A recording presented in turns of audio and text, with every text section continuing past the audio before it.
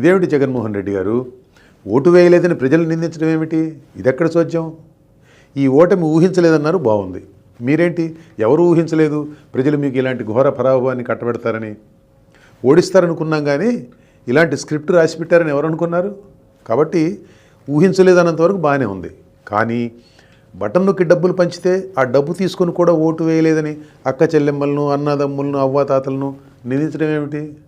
మీకు ఓటు వేస్తేనే వారికి ప్రేమాభిమానాలు, ఆప్యాయతలు ఉన్నట్లా? వేయకపోతే లేనట్లా?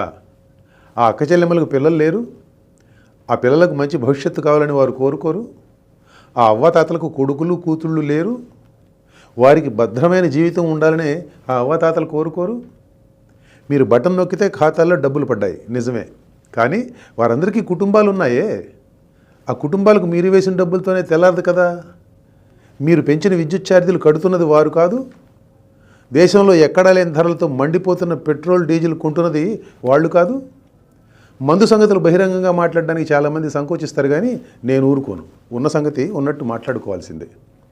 నాకు నచ్చిన బ్రాండ్ మందు తాగే నా హక్కును తీసేయడానికి ఈయనెవరు అని ఎవరైనా ప్రశ్నిస్తే ఏమిటి మీ సమాధానం?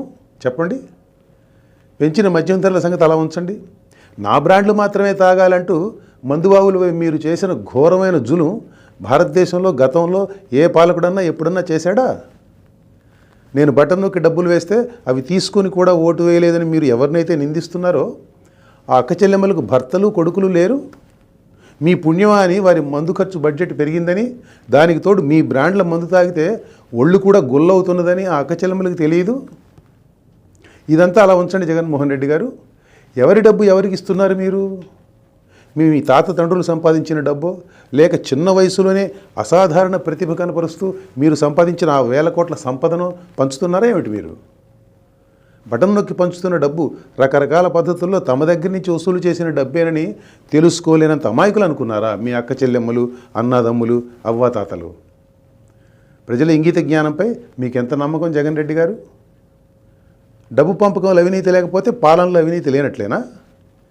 మీ పాలనలో మద్యం, మైనింగ్, ఇసుక అవినీతికి ఎలా రహదారులుగా మారింది జనానికి తెలియదు అనుకుంటున్నారా ఏమిటి కొంపదీసి? లేక మీరు డబ్బు పంచుతున్నారు కాబట్టి వారు దాన్ని పట్టించుకోరనుకున్నారా ఆ అవినీతిని?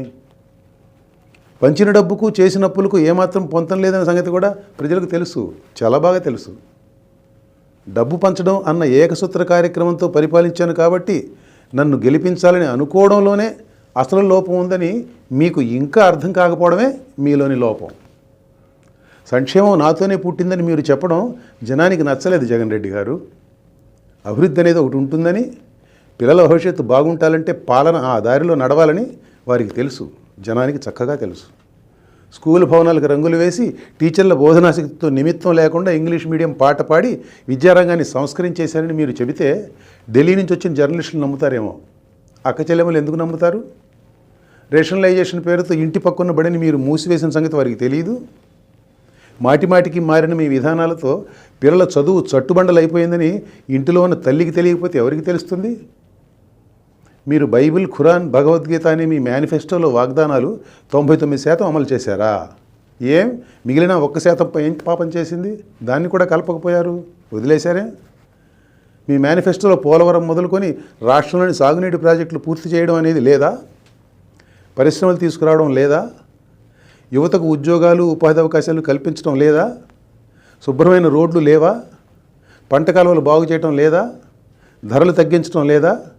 చక్కటి శాంతి భద్రత పరిస్థితి మెయింటైన్ చేయడం లేదా? Just asking. అలా అయితే అసలు మీ మేనిఫెస్టోలోనే ఏదో తేడా ఉన్నట్టు కాదు. పనికిరాని మేనిఫెస్టో ఒకటి తయారు చేసి మొత్తం అమలు చేసామంటే సరిపోతుందా? మీ పాలనలో ఏం ఉందో, ఏమి లేదో, చెడు ఏం జరిగిందో, మంచి ఏం జరిగిందో చెప్పాలంటే చాలా ఉంది. ఇట్లా చెప్పేది కాదు, ఇక్కడ చెప్పేది కాదు. దాని మీద 600 పేజీల పుస్తకం రాశాను, విధ్వంసం అని. చదువుకోండి. ఇక తీరికేగా మీకంతా. ఒక పక్క జనాన్ని నిందిస్తూనే మరో పక్క ఎక్కడో మోసం, అన్యాయం జరిగింది కానీ ఆధారాలు ఇవ్వడం విచిత్రంగా ఉంది జగన్ రెడ్డి గారు. పైగా దేవుడికి తెలుసు అంటారు. ఏ దేవుడు? పైన ఉన్నాడు అనుకుంటున్న దేవుడా, లేక ఢిల్లీలో ఉన్న దేవుడా? ఏ దేవుడైనా కానీ అలాంటి మాటలలో ప్రయోజనం ఉండదండి. ఎవరేం చేసినా కానీ మీకున్న 40% ఓటు బ్యాంకును తగ్గించలేకపోయారన్నారు, నిజమే. పోయినసారి ఎన్నికల్లో మీకు 151 సీట్లు వచ్చినా కానీ టీడీపీ ఓటు బ్యాంక్ కూడా టీడీపీతోనే ఉందిగా. మరి వారిని అంతా ఎగతాళి చేశారు ఎందుకు అప్పుడు మీరు? దేవుడు రాసిన స్క్రిప్ట్ అన్నారు. ఇప్పుడు ఈ స్క్రిప్ట్ ఎవరు రాసినట్టు? ప్రజాస్వామ్యం అంటే ఇలాగే ఉంటుంది. 5 ఏళ్ళు ప్రతిపక్షంలో ఉండి 5 ఏళ్ళు అధికారంలో ఉన్న తర్వాత కూడా మీకు ఆ విషయం అర్థం కాలేదు. మిమ్మల్ని ప్రజలు ఎందుకు తిరస్కరించారనే దానికి మీకు తెలియకుండా సమర్థన మీరే ఇచ్చుకున్నారు. మీకు అర్థం కానిది ప్రజలకు అర్థమైంది. అందుకే మిమ్మల్ని ఇక చాలు ఇంటికి వెళ్ళండి అన్నారు. నమస్కారం.